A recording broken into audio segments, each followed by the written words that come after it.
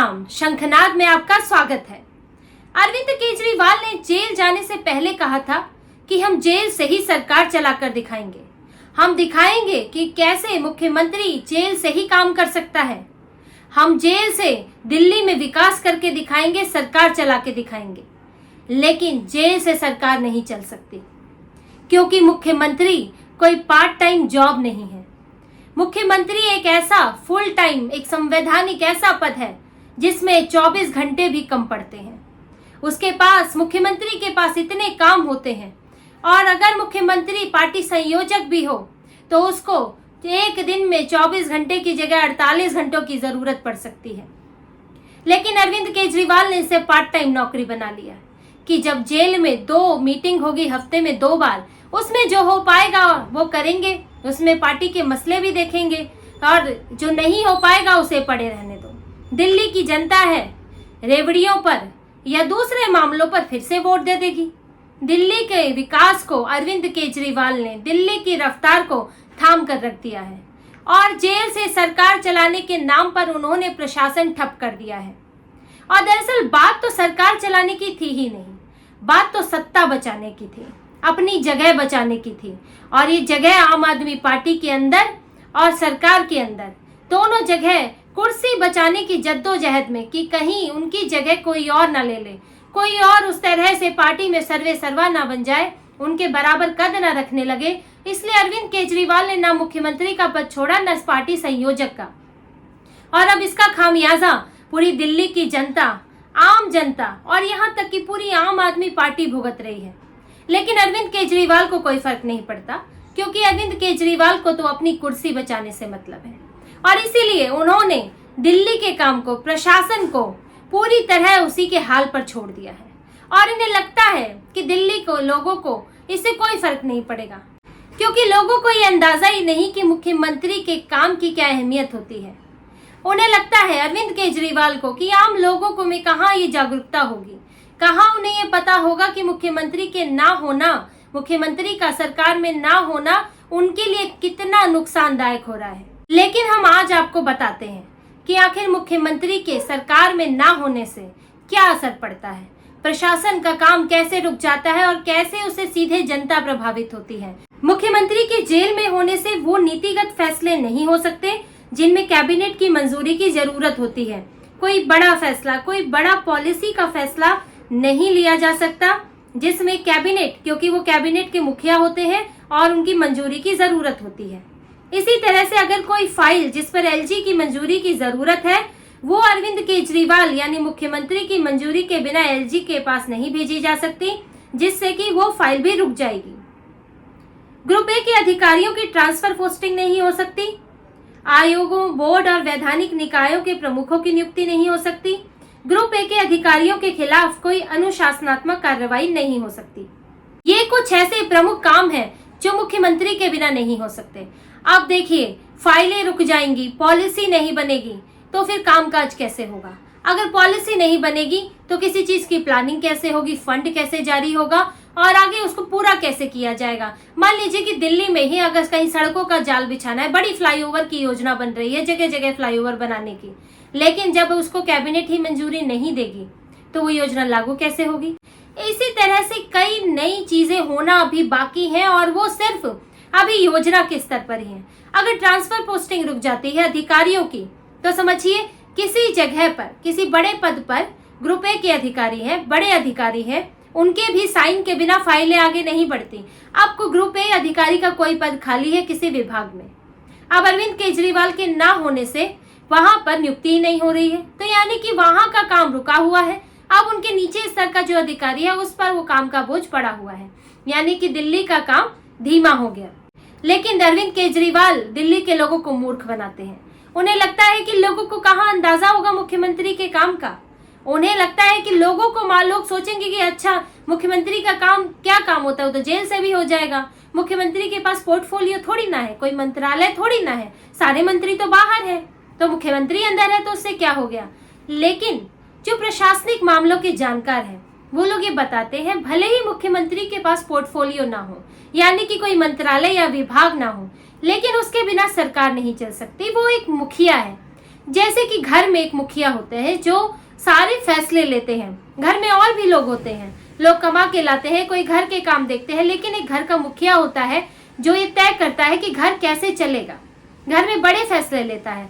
वही बात मुख्यमंत्री के साथ है। अगर मुख्यमंत्री नहीं है तो दिशा देने वाला कोई नहीं है।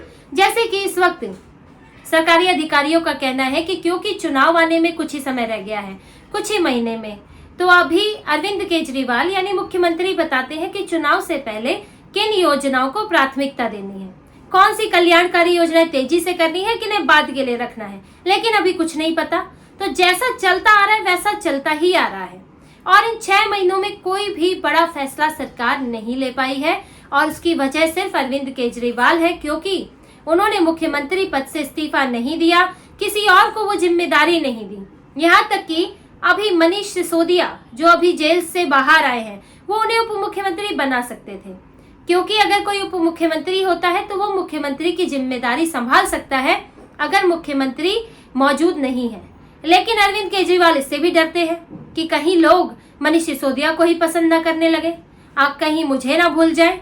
इसी सत्ता के डर में अरविंद केजरीवाल मनीष सिसोदिया को कोई भी पद नहीं दे रहे हैं, ना मंत्री बना रहे हैं, ना उप मुख्यमंत्री बना रहे हैं।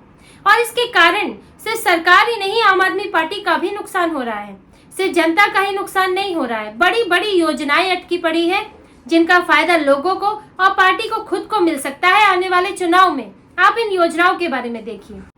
पानी बिल माफी योजना, मुख्यमंत्री दिल्ली स्ट्रीट लाइट स्कीम, महिला सम्मान निधि योजना, दिल्ली स्टार्टअप पॉलिसी, दिल्ली बाजार portal, cloud kitchen policy, food truck policy, city logistic policy, Delhi electronic system design manufacturing policy 2022 से 2027, औद्योगिक एवं आर्थिक विकास नीति 2023 से 2033।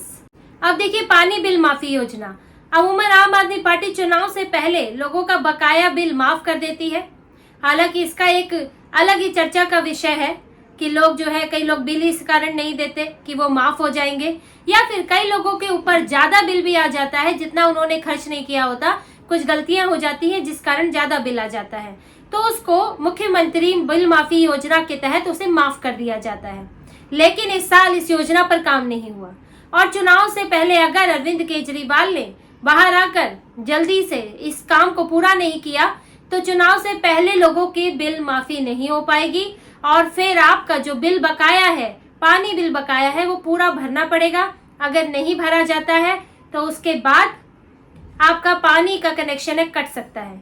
और आपको बता दें कि ये योजना तो अभी तक लागू हो जानी चाहिए थी, लेकिन अरविंद केजरीवाल की अनुपस्थिति के कारण ये अभी अटकी हुई है। अब महिला सम्मान निधि योजना, आम आदमी पार्टी ने दिल्ली की महिलाओं से ये वादा किया है कि उन्हें 1000 रुपए हर महीने मिलेंगे, जो कि गरीब वर्ग की महिलाएं हैं या फिर SC ST अनुसूचित वर्ग की महिलाएं हैं, उनको ये पैसा मिलेगा। लेकिन ये योजना आगे बढ़े कैसे?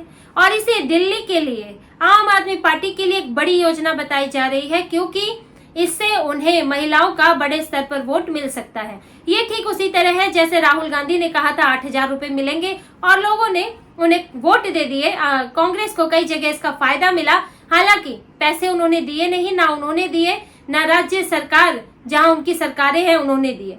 वही अरविंद केजरीवाल के लिए हो रहा है। 1000 का वादा कर दिया गया है लेकिन लोगों तक पहुंच नहीं रहे, महिलाओं तक ये पैसा अभी तक नहीं पहुंचा है, अभी तक इसका ड्राफ्ट नहीं बना है, ये तय नहीं हुआ है कि किन किन महिलाओं को दिया जाएगा। और ये योजना अभी तक शुरू ही नहीं हुई है, पहला कदम नहीं बढ़ाया और अरविंद केजरीवाल के बिना इसे आगे बढ़ाया भी नहीं जा सकता। इससे आम आदमी पार्टी के लोग भी चिंतित हैं। उनकी ये परेशानी है कि जिस योजना का हमें सबसे ज्यादा फायदा हो सकता है हम उसे लागू नहीं करा पा रहे, क्योंकि अरविंद केजरीवाल जेल में है और वो अपनी जिम्मेदारी किसी को नहीं सौंप रहे हैं। इससे पूरी की पूरी पार्टी को, विधायकों को नुकसान हो रहा है। इसी तरह से स्ट्रीट लाइट योजना, जो कि दिल्ली में सुरक्षा के लिए जरूरी है, जो काम मनीष सिसोदिया ने इसकी घोषणा की थी। आज मनीष सिसोदिया जेल से बाहर है, उप मुख्यमंत्री होते तो इस योजना को आगे बढ़ाते, लेकिन अरविंद केजरीवाल ने जिम्मेदारी नहीं दी, तो ये योजना ये भी अटकी हुई है। इसके अलावा और भी दिल्ली को जो मॉडर्नाइजेशन की बात है, दिल्ली में नई सुविधाएं लाने की बात है, नए अस्पताल, नई सड़कें, फ्लाईओवर और जो और दूसरी सुविधाओं का काम है, वो काम रुका हुआ है, क्योंकि बड़ी बड़ी योजनाओं पर आम मुख्यमंत्री के साइन की जरूरत होती है, उनके निर्देशों की जरूरत होती है। इसीलिए दिल्ली का विकास तो रुका ही हुआ है। आम आदमी पार्टी की आने वाले विधानसभा चुनाव में जीतने की जो उम्मीदें हैं वो भी धूमिल हो रही हैं। और इसके कारण अब देखिए, ये तो लोगों का तो गुस्सा बढ़ेगा ही, क्योंकि आपके बहुत से काम रुक जाते हैं। आप विधायक के पास जाते हैं, विधायक को फंड नहीं मिलेगा, विधायक कोई फैसले नहीं ले सकता, बड़ी योजना नहीं आ सकती, वो लोगों को ये नहीं बता सकता कि हम आपके लिए क्या कर रहे हैं। तो इससे लोगों में तो परेशानी बढ़ ही रही है, लेकिन विधायक भी परेशान हो रहे हैं। जैसे महिला सम्मान योजना के बारे में आपको बताया, इस तरह से कोई भी वो नई व्यक्ति नहीं है जो उनकी शिकायत सुन सके। अभी पार्टी में एक मनीष सिसोदिया है, लेकिन वो भी सिर्फ पार्टी के कामों में लगे हैं, सरकार के स्तर पर नहीं है। तो अगर किसी विधायक को किसी से समस्या है, अपनी शिकायत कहनी है, तो कोई भी ऐसी जगह नहीं है जिससे वो कह सके, कोई सुनने वाला नहीं है। और इसीलिए आम आदमी पार्टी में अब ये भी सुगबुगाहट होने लगी है कि अगर अरविंद केजरीवाल को जल्द ही जमानत नहीं मिलती है, अगर वो लंबे समय तक अटके रहते हैं, तो उनको इस्तीफा दे देना चाहिए। ऐसा उनके विधायकों में बात होने लगी है और इसके कारण आम आदमी पार्टी खाली भी हो रही है। कुछ पार्षद बीजेपी में चले गए और कई नेता जो हैं, बड़े स्तर के नेता जो कि पार्टी संस्थापकों में रहे हैं, संगठन मंत्री रहे हैं, वो तक कांग्रेस में चले गए हैं। क्योंकि सबको दिक्कत ये है कि अगर अरविंद केजरीवाल बाहर नहीं आए तो वो जनता के सामने किस मुंह से जाएंगे, काम क्या करेंगे। और भ्रष्टाचार के आरोप अलग है, लेकिन जो अभी अंदर मौजूद है उनके बीच ये सुगबुगाहट है, ये चर्चा है कि अरविंद केजरीवाल को अब अपना स्वार्थ छोड़कर इस्तीफा दे देना चाहिए और ये दबाव बढ़ता जा रहा है। और इसीलिए अरविंद केजरीवाल की बेचैनी भी बढ़ रही है। वो इसीलिए बेल के लिए सीधे सुप्रीम कोर्ट गए, न ट्रायल कोर्ट गए, और उन्होंने कोई रास्ता नहीं अपनाया, सीधे सुप्रीम कोर्ट गए कि वहीं से बेल मिल जाए, क्योंकि पहले भी मिल चुकी है। और अरविंद केजरीवाल की ये बेचैनी ये दिखाती है कि कैसे पार्टी पर दबाव बढ़ रहा है, लोगों के से आम आदमी पार्टी से कैसे लोग निराश हो रहे हैं। लेकिन अगर अरविंद केजरीवाल बाहर नहीं आते हैं और बाहर आकर भी जल्द से जल्द इन कामों को पूरा नहीं करते हैं, तो उनके लिए अगला विधानसभा चुनाव एक बहुत बड़ी मुश्किल बन जाएगा। तो इसी तरह की और खबरें और विश्लेषण आपके लिए लाते रहेंगे। हमसे जुड़े रहिए, सब्सक्राइब कीजिए, कमेंट कीजिए। बहुत बहुत धन्यवाद। जय श्री राम।